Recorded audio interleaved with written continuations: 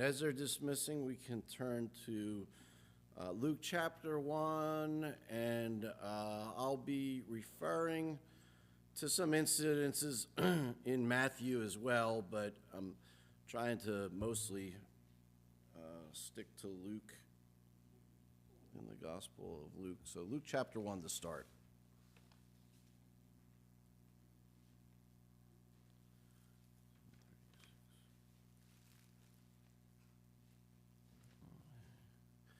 And again, I'm gearing today's message as a salute to moms and some of the difficulties that have been given to them.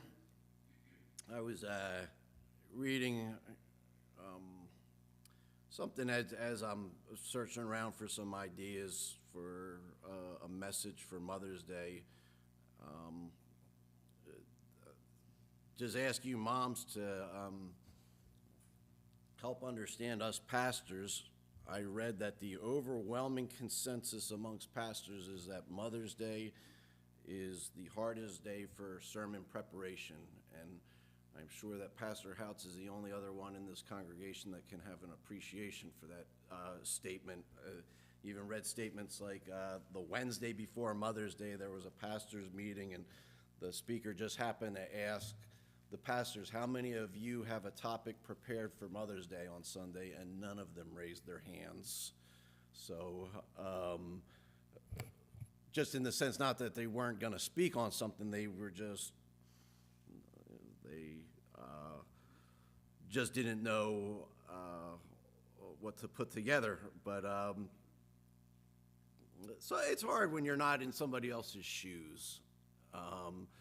And of course, we guys, we definitely don't know what it's like to be in the shoes of a mom. Okay, let me see if I can get this story right. Something along the lines of a young girl for the first time was told about carrying a child and then the whole labor process and delivery process. And as her young mind took it in, and she's out playing on the field with her grandfather later on, and she says to her grandfather, I don't think I'm ever going to become a mom. And the grandfather said, well, why not? And she said, because just hearing all of the pains involved in delivering the child, I don't think I want to go through that. And he said, well, did you realize that if your mom had that thinking, you wouldn't be born? And if your great-grandparents all had that thinking, if all of your great-grandmothers had that thinking, none of us would be here. And the girl thought for a moment and said, well, it's easy for you to say because you're not the one who has to go through it and feels what it's like. So that's about the punchline to it. But it's all that to state that no, we don't know how it feels. I think that's one of the reasons that have difficulty. I'd like to ask one of the women to volunteer on Father's Day to get up and preach the message for Father's Day. A little difficulty there. So, yeah. Way to use the Bible as an out. So I never fail to recognize that holidays can be tough. Mother's Day and Father's Day are a lot of times hard for those who no longer have their parents. It's even harder for parents who have maybe lost their children, and that goes for every holiday, but the Mother's Day and Father's Day I know is an especially hard one. Or sometimes maybe a mom has a child who's wayward, lost, or strained relationships, and it makes days like today difficult. So but today as we get into the account of perhaps the most famous mom ever, Mary, I believe she's probably the most famous mom ever. We have to keep a couple things in mind that as she was a mom, but keep in mind that Jesus was a human being. I know I've been presenting that in the Gospels. He was 100% human. He was carried, he was nurtured, he grew into maturity physically, as all of us have, or some of us are still in the process of doing so. But even more than that, Mary was completely human. She didn't have the 100% God nature. She was completely human, and she dealt with the general hardships in the worst sort of way that moms even today deal with. Again, maybe in different forms, but she dealt with the hardships. Raising this perfect child, I guess apart from the hardship of rebellion, but she dealt with the hardships. I'm simply going to highlight some of Mary's accounts and hopefully relate them to moms today. I sort of, when I was thinking about who I was going to speak from, I kind of narrowed it down to two moms. I was either going to speak on Eve or Mary. Eve was the mother of all living, the mother of the, so to speak, the ancestral mother of all who are living, while Mary is the mother to the one who provides spiritual life to all who believe in her son, Jesus Christ. And since Mary was unique and her conception was supernatural or miraculous, again, I'm simply just going to draw some comparisons. Again, because she was 100% mom, raising 100% child. So I begin with the announcement in Luke 1, verses 30 to 32. It said, the angel said to her, "Do not be afraid, Mary, for you have found favor with God. And behold, you will conceive in your womb and bear a son, and you shall name him Jesus. And he will be great and will be called the Son of the Most High, and the Lord God will give him the throne of his father David." So in those few verses, there were three main words that jumped out at me. The word conceive, the word womb, and the word greatness. And I feel compelled, in light of our society, specifically the state, the geographic state that we're living in right now, or even the state of society that we're in right now, I feel the need to bring to light, to remind us that conception is an act of God. Conception is an act of God which he continues to bring about the human race which bears his image. So again, conception, respect that. It's an act of God, and the act that he uses to continue to bring his, or keep his human race, reproduce his human race, which bears his image. And along with that, in the passage I read, the word womb. The word womb, you know, the area that we know the womb is the area of a woman's anatomy that is considered by many as the most holy and sacred place of a woman's physical anatomy. So just keep in mind, as I mentioned those things, that God uses this sacred ground, so to speak, that this sacred ground of a woman's body to procreate, to knit together, to construct and build another being which is in his image. That's quite a process. And now you can see why, if you think about that, now you can grasp why that area of a woman's anatomy is considered such a holy and sacred place, as you consider the process that takes place there. And to that, I just kind of add that it caused me to think about things like extramarital activity is really an allowance of turning this holy ground into a playground. And because of extramarital activity, that often is what leads to the next thing that I'm going to bring up, the act of abortion. Because the act of abortion turns this holy, sacred, peaceful ground into a battleground in which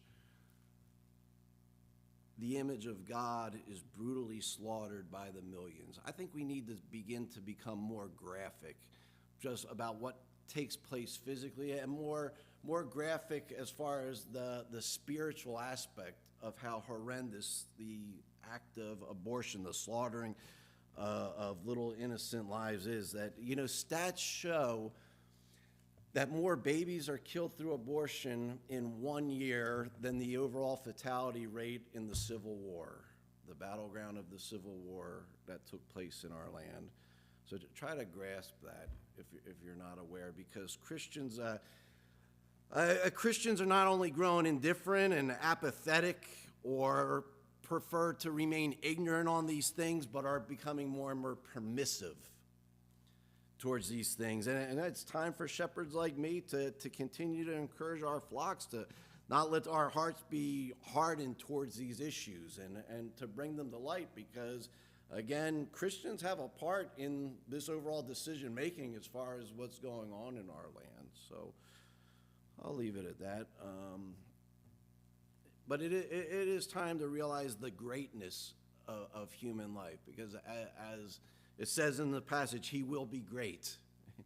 He will be great. So realize the greatness of human life. Verse 32 says he will be great. Now, of course, no mom's going to produce someone as great as Christ.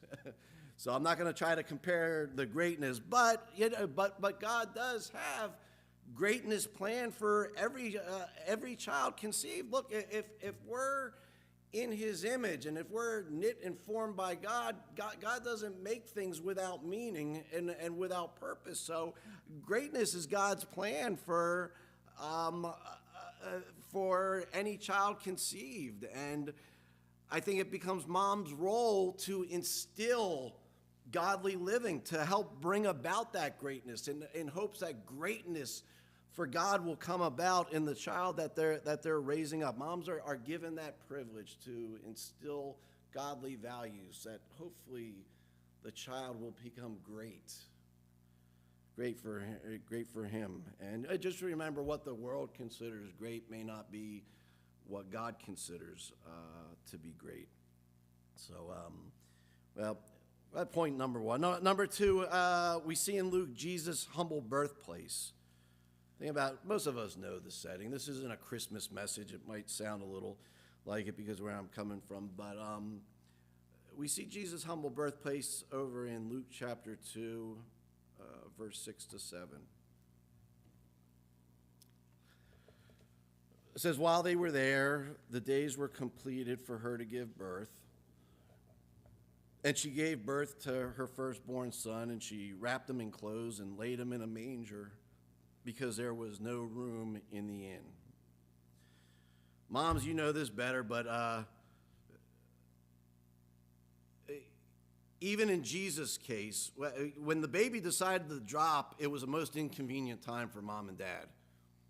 When that baby, even in Mary's case, when the baby decided it was time to drop, it was an inconvenient time for mom and dad. Maybe some of you moms can testify that it was an inconvenient time. I remember, fortunately, Christine had a doctor's appointment before work, and, they told her, you're, how can I easily term this? You're beginning the process of labor. And it wasn't a convenient time. It was a month early. She was ready to go to work. It was so inconvenient that Christine called me up, and she planned to come home and vacuum first before going to the hospital. So it wasn't convenient. But fortunately, the doctor, along with me, put some sense into her head. And again, for Mary experienced some of the same stuff. It wasn't a convenient time. Again, some of you can probably identify with it not being convenient, less than convenient. And in Mary and Joseph's case, they were away from home. I think no doubt they were hoping to get home for the delivery, but circumstances dictated right here, right now, leading to a great deal of inconvenience for the parents. And this kind of is a beginning lesson that when you're a mom, that may be perhaps inconvenience of when labor begins. I think it becomes a lesson that when you're a mom, urgency and being inconvenienced is part of the territory. It's just that delivery time is just the beginning of it all. That's the beginning of the urgency aspect of raising a child and the inconvenience aspect. Because human beings are demanding. Babies are demanding. Children are demanding. And sometimes when they become adult children, they're even more demanding. But it's a reminder that, right from the beginning, you get sent the message, hey, there's being inconvenienced, there's demanding. So again, that's what being a mom means. And Mary learned that from the get-go. Again, I personally believe that they were hoping to get home where it was more convenient, but hey, life dictated that wasn't the case. And not to keep harping on an issue, but I get tired of abortion activists primarily presenting things as a health care issue. Because, and I'm not delineating that sometimes that is the case, but I'm willing to bet that the overwhelming amount of abortions are due to inconvenience over health. I believe, I don't know the statistics on that, but at least of abortions that I know of, it was more an inconvenience factor than a woman's health issue. So you moms, it's a demanding job. Your schedule's going to be rearranged if you're going to do it right. Your demands are increased. Your life is turned upside down in many ways. Again, if you're going to do it right, there's just going to be inconvenience is going to come with the territory. I remember a lady that used to come here to the church, and she was talking to me before we had kids, and I think Christine was pregnant, or no, we weren't even pregnant, and of course, just like so many people, was pushing us to have kids. But this person told me, because a lot of times I heard people talk about, oh, how hard it is, and this person said to me, well, when you do decide to have kids, your life's never going to be the same. But then she said, but in a good way. And I said, I'm glad I heard somebody present it that way, because everybody else has been presenting in a way, oh, your life's never going to be the same. Kiss, sleep, goodbye. But she made a point to add in a good way. In a good way. So just as Mary learned demands, urgency, and inconvenience, so does any mom who's going to do it right. Number three, most parents experience that brief period of all the adoration from others. Hopefully you moms can remember that little period of time when the baby comes, and then there's all the attention and the adoration of others. Luke 2:16 to 18, we see the visit from the shepherds. In Matthew chapter 1, verse 10 to 11, we see the adoration of the wise men, along with the gifts that they come and shower the mother with. And again, many moms know the experience of getting showered with visits, congratulations from others, and some are fortunate enough to get gifts to help get them started. Usually in our culture, that happens before the baby shower, but moms know that experience of the extra attention once baby comes along, and the various gifts. And again, many parents know that feeling. The hard thing is that it often ends quite quickly. Often it ends quite quickly, and eventually mom and hopefully dad realize they're on their own. You get bum rushed with visits and calls of congratulations and a couple weeks, and then you're on your own. Oftentimes nobody's offering to knock on the door to stay up with the baby all night, are they? or various things. And this often becomes a hard wake-up for parents, especially first time around. But the reality is, back to the aspect of responsibility, you have a child that you're responsible for. You have a child that you're responsible for. And maybe this is a bit of opinion, but parents need to recognize that they are responsible for the child that they have. This is the child that God has entrusted you with, and parents need to recognize that they're responsible for the child. It's the parent's job, not somebody else's job. So hats off to moms who, stepped up, maybe sometimes quit jobs or laid aside other pursuits because you realize, hey, this is my job. It's not somebody else's job to do. And, of course, outside help is nice, but I think a parent shouldn't be expecting other people to raise their child. And I guess I emphasize this because I think in a lot of ways we're in a society where, I don't know, parents are expecting other people to have the major role of raising their child. No, you carried it, you conceived it, it's your job primarily to raise it. And that's about as deep as I'll go on that point. But just as Mary and Joseph, they were on their own, so to speak, probably even more so because of the means by which Jesus came about and the dishonor of the day and everything. They were on their own. So I just believe parents, young parents today should accept and embrace this to a large degree, that it is primarily their job. No criticism as far as outside help. Outside help is nice, but I am focusing on primary responsibility. The one who has the child, primary responsibility. Again, I do have to add that, any young lady who doesn't feel that they're responsible enough to raise a child probably isn't responsible enough or ready enough for sexual activity. I'll just be blunt on that one. So, just as a child matures, as far as this whole difficulty aspect of it, a parent matures along the way too. You moms, you know what it's like. You matured as a mom as you learned how to be one. And, one of the best routes to maturity is by being pushed in that proverbial pool. I know that was the case with me and Christine with having a child. I never raised a child before, and, we received a little bit of help from outside, but basically we were pushed into that pool to do the job. And sometimes that's the best training in doing so. I'll move on. I'll move on to the number 4, the hardships of being a mom. The hardships of being, and I got 2 different passages to note. It's actually kind of 2 sub-points to that main point as far as the hardships of being a mom.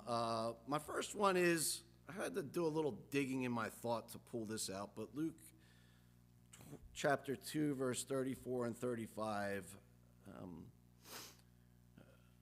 Jesus' parents are bringing Jesus to an elderly man in the temple named Simeon, who was promised that he wasn't going to die until he'd seen the salvation of the Lord. So they bring their little baby Jesus to this elderly man, and Simeon acknowledges who this baby is. He acknowledges that he is the one that will bring salvation. He states that he will be a light to the Gentiles. I can't help but think Mary and Joseph had no idea what this guy was talking about. As he goes on, that he'll be a light to the Gentiles. And he says something that may really made them think, what in the world is this old kook talking about? Because in verse 34 to 35, he mentions the child is appointed for the fall and rise of many in Israel. Think about what they must have been taking in hearing that. This child is appointed for the fall and rise. What would you do if you brought your baby to an elderly man and he just went off and said, oh, this child's appointed for the fall and the rise of many in America? You'd be like, he can hold the child, but he ain't babysitting. Matter of fact, hand him back. And then verse 35, he seemingly, I believe, directs a comment right at Mary by stating, and a sword will pierce your own soul. Let me ask, we have the benefit of hindsight. Does anybody here know what he was talking about? We have the benefit of hindsight. So imagine being in Mary's place and all of a sudden just hearing this guy say, a soul or a sword will pierce your own soul. If you've truly studied the life of Jesus, you'll observe that Mary was there for it all. Sometimes she's just kind of in the background, but if you read the life of Jesus, you'll see that Mary was there for the whole process. Of course, she was there for conception. She was there for birth, as I stated. She was there for the childhood, all the way into his adult ministry. She was there, and she was there all the way to his death as an eyewitness. Again, keep in mind, Mary was 100% mom, so she underwent the raising up of the most unique person in history, and even at that, there was a lot of pain and trials that accompanied it. If some people think, oh, well, Mary must have had it good. She had the perfect child. No, She was a mom that experienced the various pains that accompany and the trials that accompany being a mom. And I think every mom can testify to various pains that have come with raising a child. It's just part of the territory in this sin-cursed world. If pains came with raising a perfect child like Jesus, how much more the pains of raising a sinful child? If you get that point. And my second part on pain and hardship are because of the world we live in. That moms, and including Mary, experience pain and hardship just because of this world we live in. I'll call it what it is. We're in an evil, sin-cursed world, hostile in many ways, and in this hostile, sin-cursed world, parents are called to protect. And yes, even shelter. I know a lot of times shelter is considered a bad thing. Oh, they're sheltered. But you know what? In this world out there, parents need to shelter their kids to some degree to the things that are out there. The Bible even says that God shelters us under his wings. Nothing wrong with being sheltered because we need protection. And I think just moms seem to have an extra ability in the creativity of protectiveness. It's an assignment for mom and dad, but I think moms have an extra ability and even creativity. When you read the story about Moses, and she had this baby who was supposed to be killed under Egyptian law, how in the world did Jochebed, Moses' mom, keep this child unknown? I mean, babies make noise, don't they? Come on, moms, 3 o'clock in the morning, give me an amen. Babies make noise, right? Just the fact that she kept this baby hid from the Egyptians, they were under, so that tells me Jochebed must have had just a protectiveness and even a creativity to protect this child that comes from a mom. It's an assignment for mom and dad, but I think moms just have an extra whatever thing instilled in them. Motherly instinct. That's why sometimes verses in Scripture, the Bible never refers to God in the feminine, but sometimes uses simile and uses mother qualities because God knows the protectiveness of a mom, and sometimes it's used to illustrate things in the Bible. So, having said that, told you I was going to be referring to Matthew. In Matthew 2, verses 13 to 14, Joseph is the one who gets the warning. It says, now when they had gone, behold, an angel of the Lord appeared to Joseph in a dream and said, "Get up, take the child and his mother and flee to Egypt and remain there until I tell you, for Herod is going to search for the child to destroy him." So Joseph got up, he took the child and his mother while it was still night, and they left for Egypt. I guess that one right there would be a good passage for Father's Day, since it was actually Joseph, the father, who was warned. But we see the teamwork of mom and dad. Again, ideal situation. That's how it should be. Dad is the leader, but mom has been given as the suitable helper. But so we see the teamwork of mom and dad protecting their child. And again, if I haven't stated, part of being a mom is realizing the dangers that are out there. And again, I think women just tend to be more in tune to that.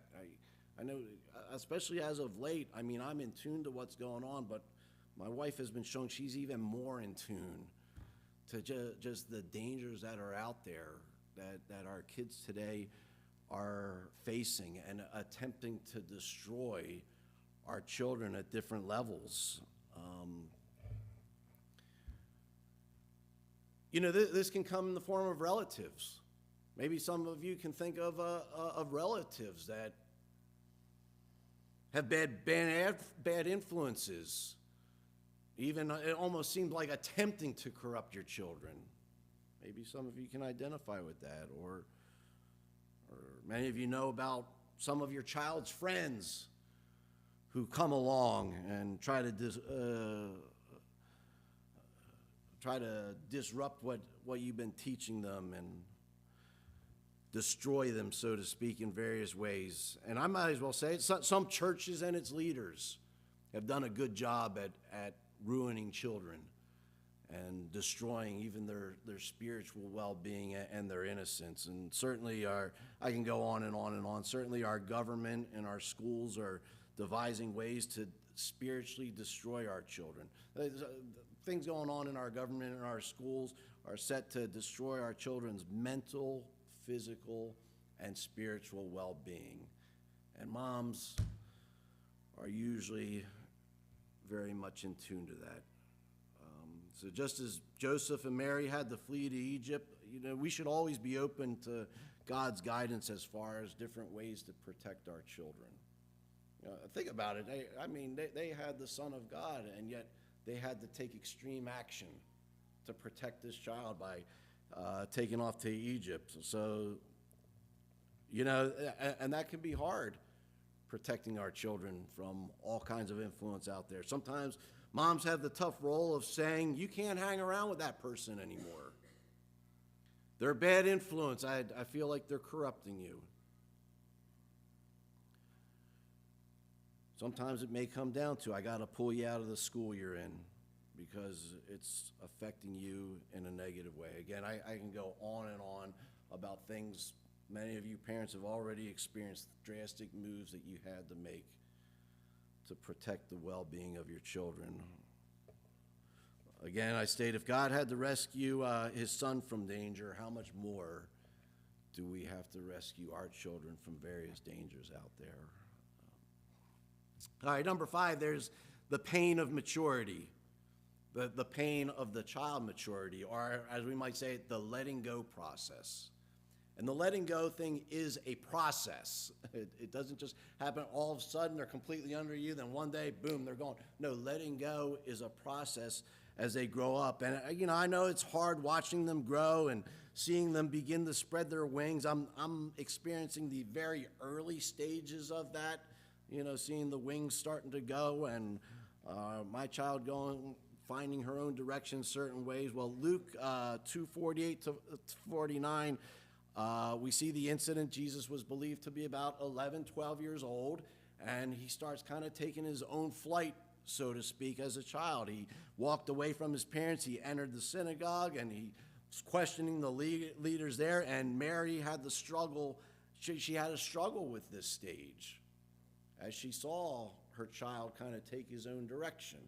Now, no doubt she was upset because he had disappeared too.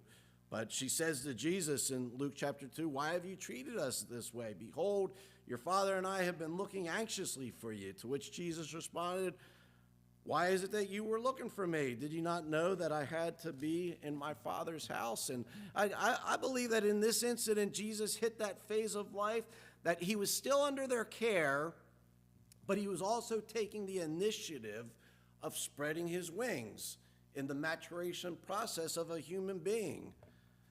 And in Jesus' case, he was spreading his wings in the right direction.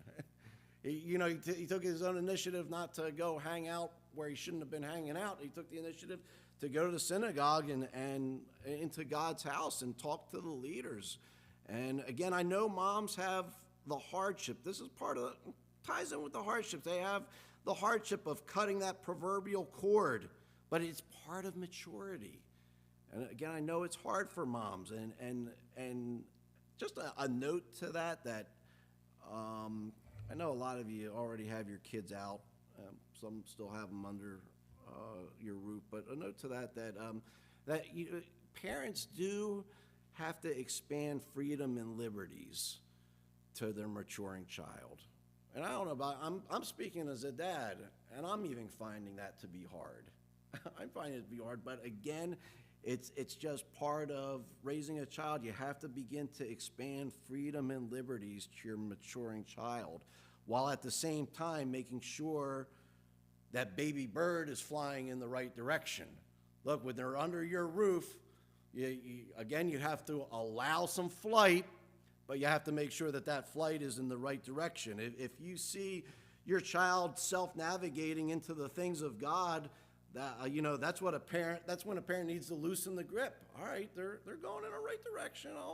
I'll ease up and let them do their thing, whatever that might be. I know I'm speaking in general terms. And, I've been delighted in all my years. I've been delighted to see many young men and women as they begin to take their own initiative in a life for God. I mean, that's really a blessing when you see it like 12, 13. Sometimes I've seen kids, and some of you know who I'm talking about, 11, 12-year-old kids ride here on their bike on their own. There's a young lady, I'll embarrass her because she's not here today. She's taken it on her own to come out here to church on most Sundays. And that's a blessing to see, isn't it? I'll be out of here. That is a blessing to see a young person taking their own initiative in the right direction. But, of course, there's the other hand that if a parent sees their dependent flying into a path of ungodliness, it becomes time to clip the wings a little bit.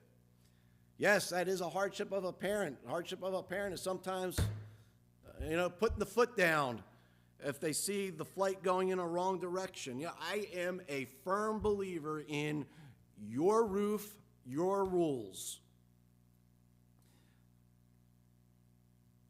Anybody with dependents still under their roof? Raise your hand. Just, if anything, to make sure that you're still listening, please. Anybody still with dependents under their roof? I'll start off raising my hand. Dependents under your roof. Look, I am a firm believer in your roof, your rules. My mom made it very clear, I know I've told the story many times, that if I didn't like the rules, and this was at 19 years old, if I didn't like the rules, she made it very clear. One thing that I knew in the house, I knew the location of the door. Because my mom made it very clear, if you don't like the rules, the door's right there. And eventually it had to lead up to her escorting me to the door because I didn't like the rules. I'm a firm believer. You can argue with me later on about that. Your roof, your rules. Well, in Jesus' case, let's get back to positive. He was heading the right direction. He was in the synagogue. Again, it's a blessing when a young person takes their spiritual life upon themselves. Furthermore, it's sad when parents actually stand in the way of this. This is a sad thing I've seen in ministry. Young children, whether they want to come to church or they want to come to a church activity, whatever it might be, and mom or dad makes other plans that have nothing or little to do with God. That's standing in the way. And that's a very sad thing to watch. I've watched it a lot. Because different children have different bends. The fact is, some children just naturally have a rough bend, and you need to kind of do your best to bend it in the right direction, where other kids have just a good bend for a right direction and even a desire for God. And it's a sad thing, and I've seen it happen. Sometimes parents stand in the way of that good bend by certain things, deterring, so to speak.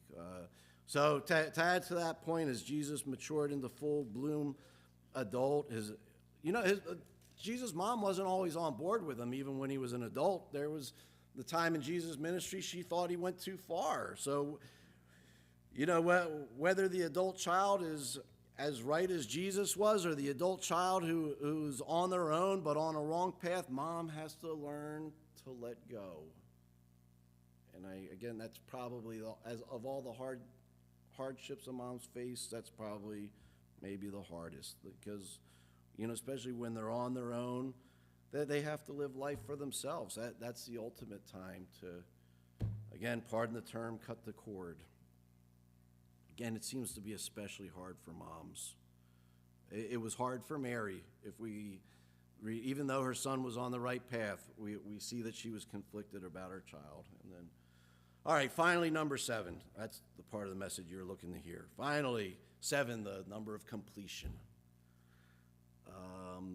The most dreaded, and I know I don't speak to the majority of moms on this one, but because it's a thing that the average mom doesn't face, but the hardship that Mary faced, that more and more moms seem to be facing in today's time, and that's that I call it the unnatural process of seeing their beloved child die before they do.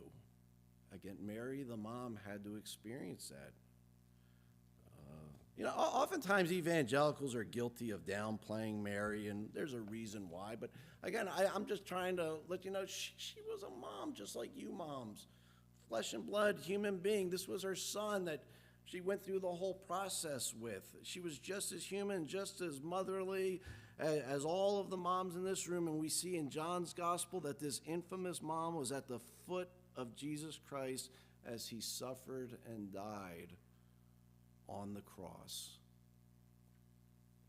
And no good mom wants to see their son or daughter even suffer, let alone die. And Mary had to witness her son be subject to the greatest of brutality as he died the death of a scumbag criminal. And Jesus, out of his love for his earthly mom, instructed one of his trusted disciples to take his mother away and care for her. And just in this alone, I see the heart of God. That was a display of the heart of God to this special mom. But in it, I see the heart of God towards all mothers who have to experience the loss of a child. And sometimes the loss of a child means seeing them go into spiritual death. That could be just as painful.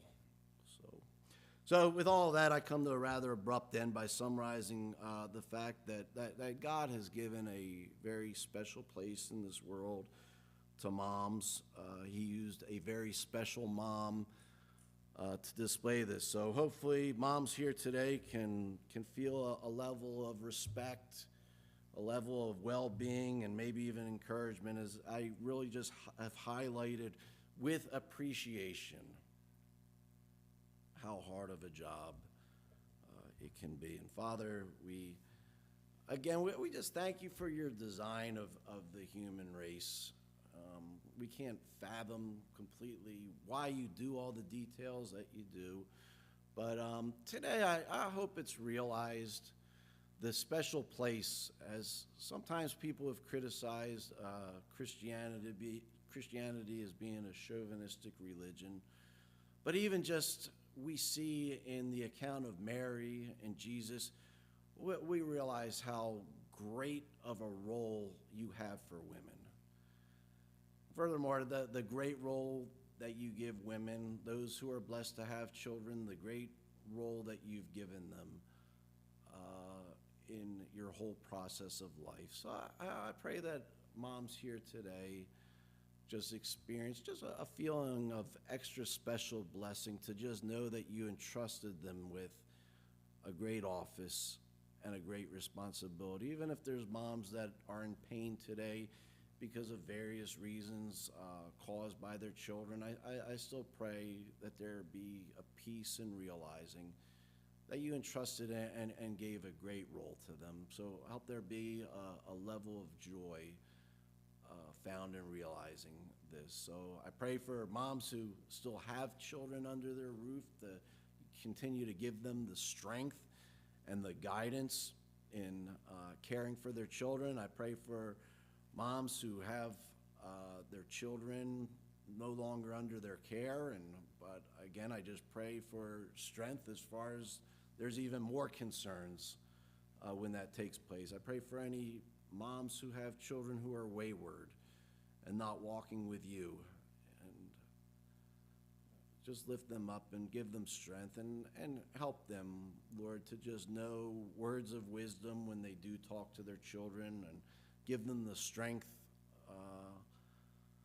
just the strength to maybe even hush at times, or the strength to be a good testimony in spite of how their child is living. And if there be anyone under the sound of my voice who has lost their child, just pray that this be